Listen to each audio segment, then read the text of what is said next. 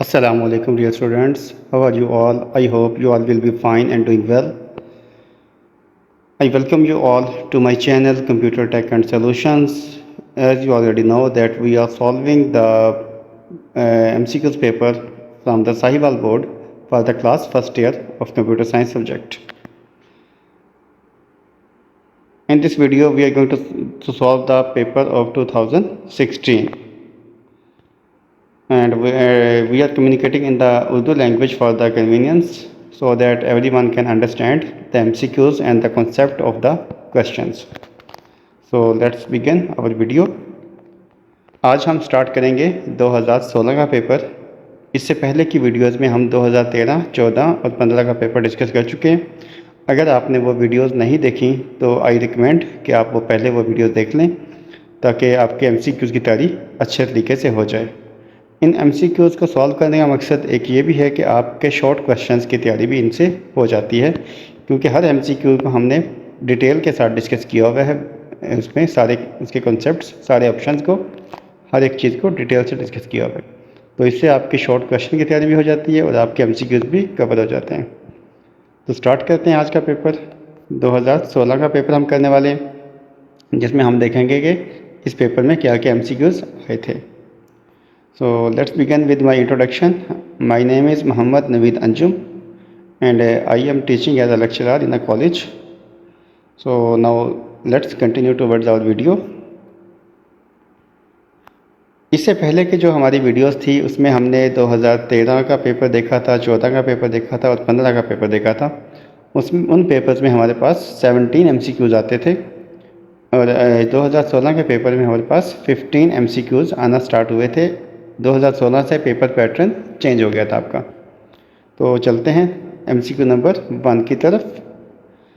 Question number 1 में हमसे पूछा गया है an additional copy of your data stored on storage media is called, कि जो एक्स्ट्रा कॉपी, एडिशनल कॉपी होती है डाटा की जो हम एक्सटर्नल मीडिया पे या स्टोरेज मीडिया पे स्टोर करते हैं, सेव करते हैं, उस कॉपी को क्या कहते हैं?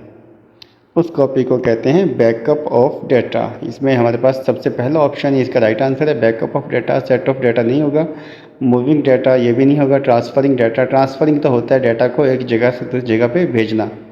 तो इसमें जो हम डाटा सेव कर रहे हैं उसे कहते हैं backup of data. Option A इसका राइट आंसर होगा, ऑप्शन ए।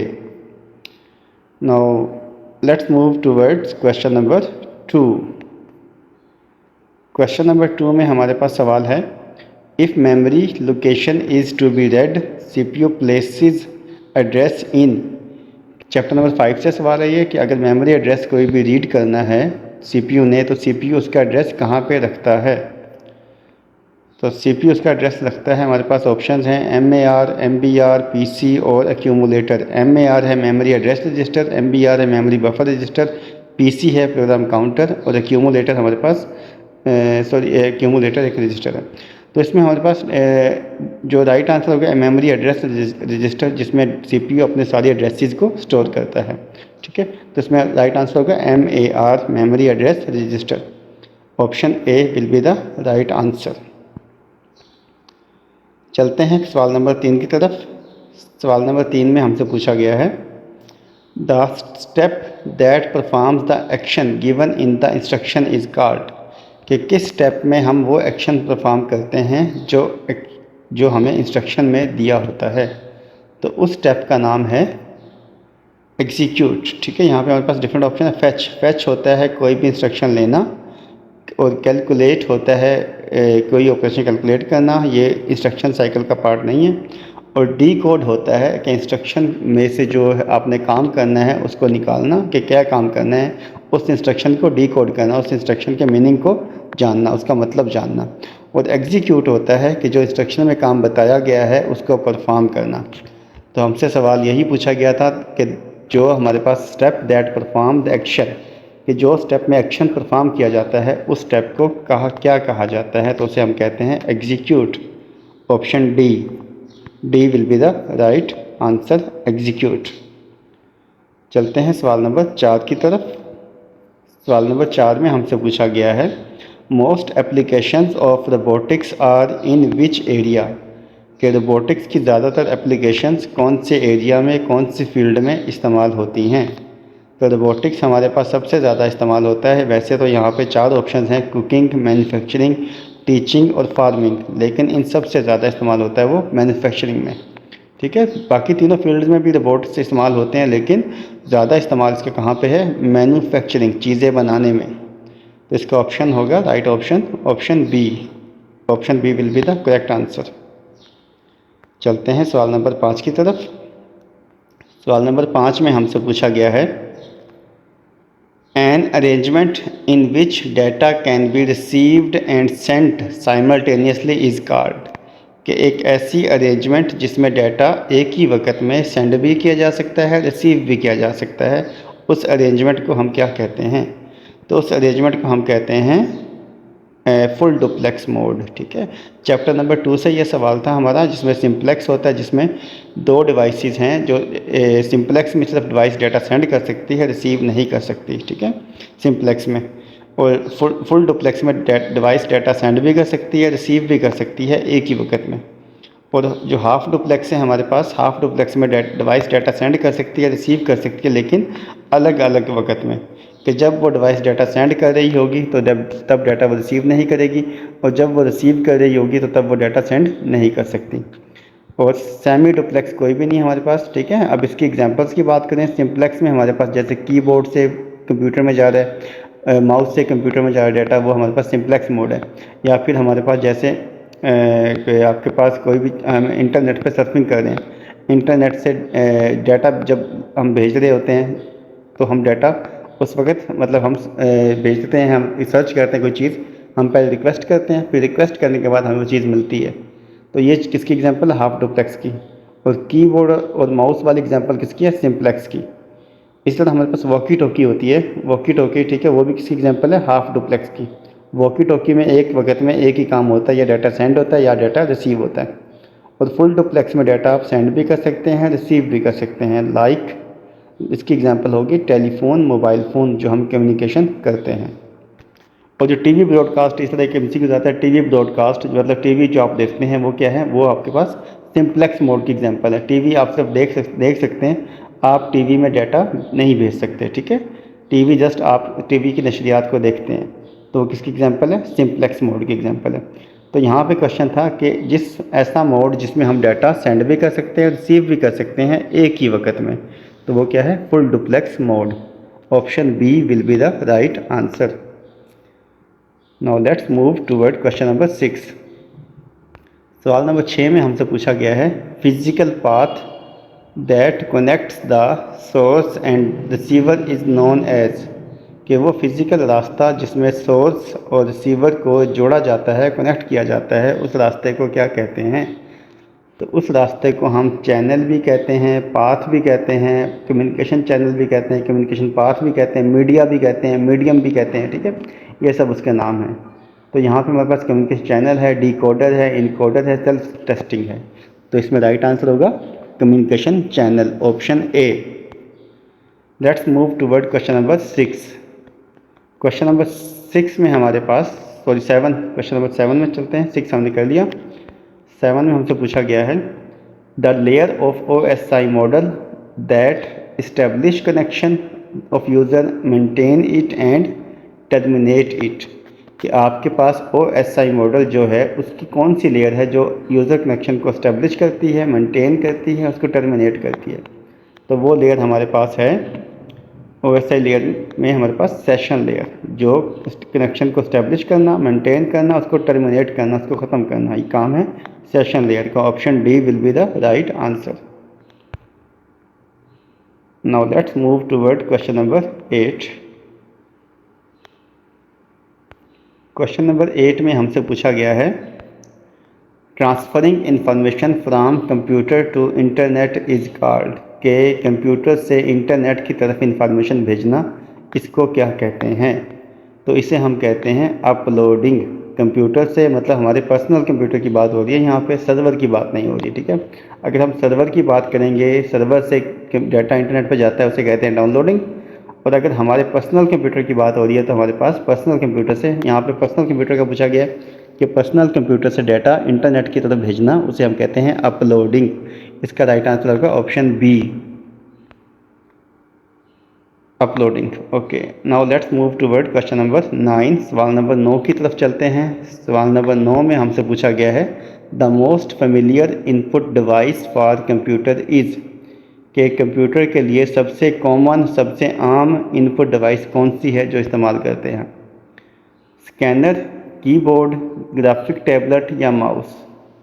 ठीक है, यहाँ पे देखें 4 ऑप्शंस हैं, ये चारों ही हमारे पास इनपुट डिवाइसेस हैं, लेकिन सबसे कॉमन कौन सी है? सबसे कॉमन है कीबोर्ड। ठीक है, कीबोर्ड इनमें सबसे कॉमन है इनपुट डिवाइस। और अगर आता है कि मोस्ट कॉमन पॉइंटिंग डिवाइस कौन सी है?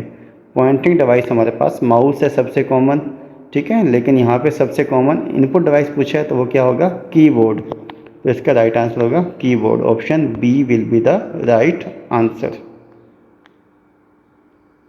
चलते हैं सवाल नंबर 10 की तरफ। सवाल नंबर 10 में हमसे पूछा गया है the output of printer is called, कि प्रिंटर की आउटपुट को क्या कहते हैं? प्रिंटर की आउटपुट को हम कहते हैं हार्ड कॉपी। ठीक है, इसमें कोई सोचने वाली बात नहीं है। जो स्क्रीन पे हम देखते हैं वो सॉफ्ट कॉपी होती है। जैसे मोबाइल स्क्रीन पे आप ये वीडियो देख रहे हैं तो ये क्या है? Soft copy.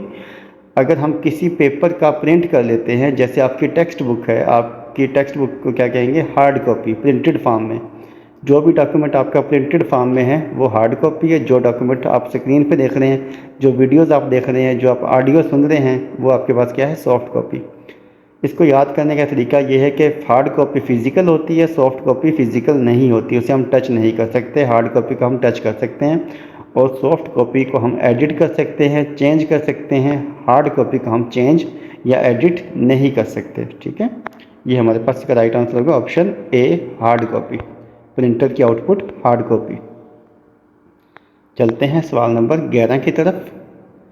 सवाल नंबर 11 में हमसे पूछा गया है web pages are connected to one and other using, कि वेब पेजेस को आपस में कैसे जोड़ा जाता है? वेब पेजेस जो वेबसाइट्स पे आप देखते हैं उनको आपस में कैसे जोड़ा जाता है? आपको पता है कि एक वेबसाइट में बहुत सारे वेब पेजेस होते हैं, तो हमारे पास वो वेब पेजेस आपस में कैसे जुड़ते हैं? वो वेब पेजेस आपके जुड़ते हैं हाइपर लिंक्स के साथ। ठीक है, हाइपर लिंक्स जिसको हम ब्लू कलर के जो लाइनें लिखी होती हैं, जिस पे हम जब क्लिक करते हैं तो हमारे पास कोई भी वेब पेज खुल जाता है, कोई वेबसाइट खुल जाती है, तो वो जो लिंक होते हैं ब्लू कलर में इंटरनेट के ऊपर, उसे हम कहते हैं हाइपर लिंक। ठीक है, हाइपर लिंक्स के ज़रिए हमारे वेब पेजेस आपस में जुड़े होते हैं। तो इसका राइट आंसर होगा ऑप्शन ए। चलते हैं सवाल नंबर 12 की तरफ। सवाल नंबर 12 में हमसे पूछा गया है which of the following is correct column address.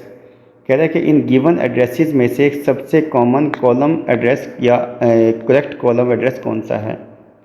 तो कॉलम एड्रेस आपको पता है कि कॉलम्स जो आपके पास है, कॉलम्स को डिनोट किया जाता है अल्फ़ाबेट से और रोज़ को डिनोट किया जाता है नंबर से। ये चैप्टर नंबर 9 से सवाल है MS एक्सेल में से। कॉलम को डिनोट करते हैं अल्फ़ाबेट से और रोज़ को डिनोट करते हैं नंबर से। तो कॉलम हमारे पास जैसे A है, ये कॉलम है, 2 5 है, ये रो है, 3B है, ये क्या है? ये कुछ भी नहीं, गलत होगा। आपका जो सेल होता है, सेल को हम डिनोट करते हैं पहले अल्फ़ाबेट बाद में नंबर। ठीक है, आपके पास यहाँ पे C5 है, यहाँ पे CC5 भी हो सकता है, AC5 भी हो सकता है, BC5 भी हो सकता है, CA5 भी हो सकता है, CD5 भी हो सकता है, कुछ भी यहाँ पे हो सकता है। तो ये क्या होगा? सेल का एड्रेस। अगर हम कॉलम की बात करें तो वो AA होगा, अगर हम सेल की बात करें तो हमारे पास यहाँ पे C5 होगा।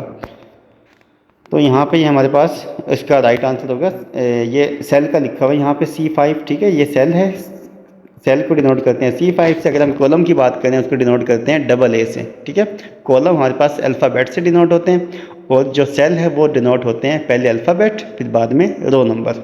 ठीक है, पहले कॉलम का नाम हमेशा अल्फ़ाबेट से है, फिर बाद में रो नंबर। रो 5 है, कॉलम कौन सा? यहाँ पे सी कॉलम है, मतलब तीसरा कॉलम है ABC।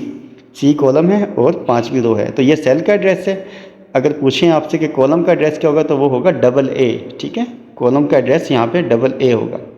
इसको देख लीजिएगा ध्यान से। चलते हैं सवाल नंबर 13 की तरफ। सवाल नंबर 13 हमारे पास white space around printed page is called, कि आप जब पेज को प्रिंट करते हैं, जैसे आपकी बुक्स के पेज हैं उसके इर्द गिर्द जो वाइट स्पेस है, टॉप पे, बॉटम पे, लेफ़्ट पे, राइट पे, जो उसके वाइट स्पेसिस हैं उसको हम क्या कहते हैं। इसमें हमारे पास ऑप्शन देखें, margin area, white area, cover area, blank area. इसमें कवर एरिया तो ऑप्शन बिल्कुल नहीं होगा, ठीक है। बाकी 3 ऑप्शन बच गए हमारे पास, मार्जिन एरिया, वाइट एरिया या फिर ब्लैंक एरिया। इसमें जो इन तीनों में से है हमारे पास ऑप्शन है, option A will be the right answer. उसको कहते हैं मार्जिन एरिया, जहाँ पे कुछ भी हमें लिखा नज़र नहीं आता, ठीक है। पेपर में भी ऐसे ही होता है, मार्जिन के बाहर नहीं लिखना होता हमें, मार्जिन लाइन जहाँ लगा ली उसके बाहर हम नहीं लिखते, ठीक है। तो हमारे पास यहाँ पे ऑप्शन होगा margin area, option A will be the right answer. चलते हैं सवाल नंबर 14 की तरफ। सवाल नंबर 14 में हमसे पूछा गया है ऐड न्यू हार्डवेयर ऑप्शन, ठीक है। हमारे पास एग्जिस्ट इन के किस मेन्यू से या किस ऑप्शन में जाके हम हार्डवेयर को ऐड कर सकते हैं। तो हमारे पास यहाँ पे ऑप्शन देखिए, मेन मेन्यू बिल्कुल भी नहीं, स्टेटस बार क्या हमारे पास बताती है कि कौन कौन से हमने चीज़ें खोली हुई हैं, वो स्टेटस बार है। टास्क बार नीचे जो हमारे पास task, different tab, different software हमने ओपन खोली हुई, वो टास्क बार में शो होते हैं, ठीक है। और कंट्रोल पैनल हमारे पास एक ऐसा क्या कहते हैं, आपके पास एक टूल है जहाँ से हम कोई भी किसी भी चीज़ को, किसी भी डिवाइस को ऐड कर सकते हैं, उसको रिमूव कर सकते हैं, कोई काम कर सकते हैं, कोई अपना सिस्टम का टाइम चेंज कर सकते हैं, उसमें यूज़र को ऐड कर सकते हैं, पासवर्ड लगा सकते हैं, ठीक है। वो सब काम कहाँ से होगा, कंट्रोल पैनल से। तो इसका राइट आंसर होगा control panel, option D will be the right answer. चलते हैं सवाल नंबर 15 की तरफ। ये हमारे इस पेपर का आखिरी सवाल है, सवाल नंबर 15। Another name for antivirus is, ये सवाल बहुत दफ़ा पेपर में रिपीट हो चुका है, बार बार आता है, अक्सर आता है, ठीक है। कि वायरस का दूसरा नाम क्या है, एंटीवायरस का दूसरा नाम क्या है। तो एंटीवायरस का दूसरा नाम है हमारे पास ऑप्शन देखिए, वैक्सीन, बम, क्लीनर सॉफ्टवेयर या रिमूवर। तो हमारे पास यहाँ पे राइट आंसर होगा वैक्सीन। एंटीवायरस का सेकंड नेम क्या है, वैक्सीन। तो option A will be the right answer, ठीक है, वैक्सीन। ये हमारा 2016 का पेपर क्वेश्चन नंबर 1 से लेके क्वेश्चन नंबर 15 तक हमने कंप्लीट कर लिया है। आप डिस्क्रिप्शन में मैं आपको बाकी वीडियोस के लिंक भी शेयर कर दूंगा, जिसमें 2013 से लेके 2000 हमारे पास जितने भी पेपर अब तक हो चुके हैं उन सब के लिंक आपको वहाँ से मिल जाएंगे। तो आप सब वीडियोस के लिंक को क्लिक करके देखिएगा लाजमी, ताकि आपके MCQs पेपर और शॉर्ट क्वेश्चन की तैयारी हो सके। बेसिकली हम MCQs कर रहे हैं फ़िलहाल, तो हम MCQs पेपर की डिस्कस करेंगे। तो अगर आपको कोई भी किसी क्वेश्चन में कोई डाउट है, कोई आपको समझ नहीं आया, कोई आपने पूछना है, कोई सजेशन है आपकी वीडियोस के बारे में, तो वो आप कमेंट सेक्शन में कमेंट करके डिस्कस कर सकते हैं। मुझे अपनी मुफीद आरा से आगाह कीजिएगा और अपने राय दीजिएगा लाजमी। बताइएगा कि आप कहाँ से ये वीडियो देख रहे हैं, किस कॉलेज में आप पढ़ते हैं। मिलते हैं इंशाल्लाह नेक्स्ट वीडियो में। तब तक अपना ख्याल रखिएगा और दुआओं में याद रखिएगा। टेक केयर, अल्लाह हाफिज़।